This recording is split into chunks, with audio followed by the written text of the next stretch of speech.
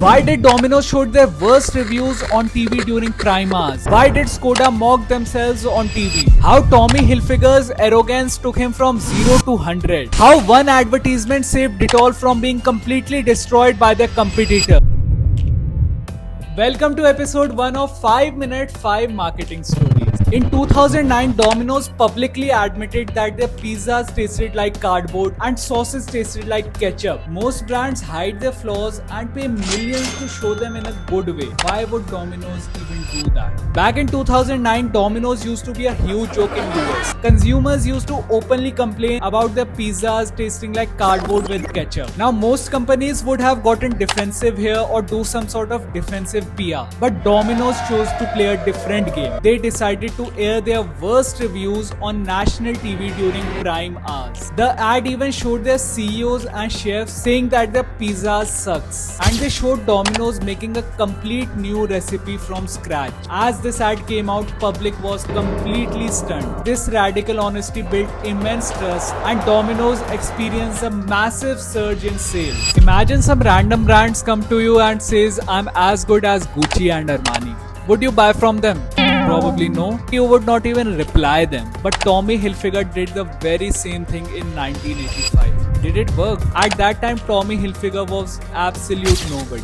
No sales, no credibility, nothing. Only thing he had was a highly competitive market dominated by big designers. How does a new designer enter this heavily competitive market? Other designers would have taken the slow traditional path, fashion shows, magazine ads and all of that. But Tommy Hilfiger said no. Tommy Hilfiger hired a high-profile billboard in the middle of Times Square, New York, which boldly said the top 4 American designers for men are. It had the initials of 3 greatest American designers, which people could easily guess, and the 4th one was Tommy Hilfiger himself. Now people could guess the first 3 very easily. This billboard forced the public to find out who is the 4th one. This campaign brought massive backlash from other designers, but eventually took Tommy Hilfiger from here to here. Imagine you launch a footwear brand and it gets labeled as the ugliest footwear in the world.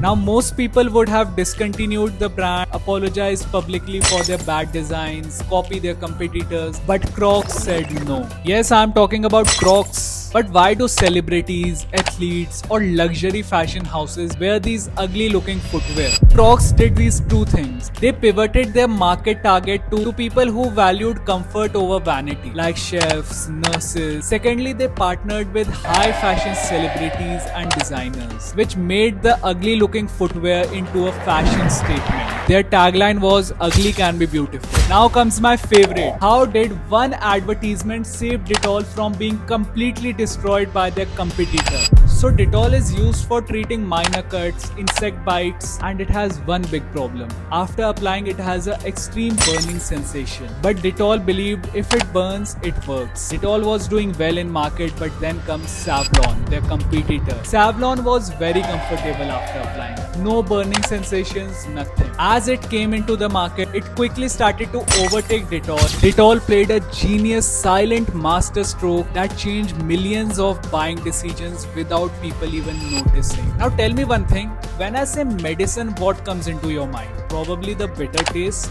Since childhood, we are hearing this thing from our parents that if it is bitter, it's better. Bitter is better. Bitter is better. Dettol chose to highlight this idea and heavily market it. Dettol turned pain into proof that germs are dying. Back in the day, owning a Skoda used to be a social embarrassment in UK. People used to laugh at Skoda owners, and Skoda was heavily associated with words like cheap, unreliable, low quality. Even Volkswagen came and acquired Skoda, made it high quality, but still the bad reputation of the brand stuck with them. Now most companies would have discontinued the car, but Skoda said no. Instead, they decided to mock themselves on national TV. They launched an ad showing people refusing to believe that it's Skoda because it looks too good.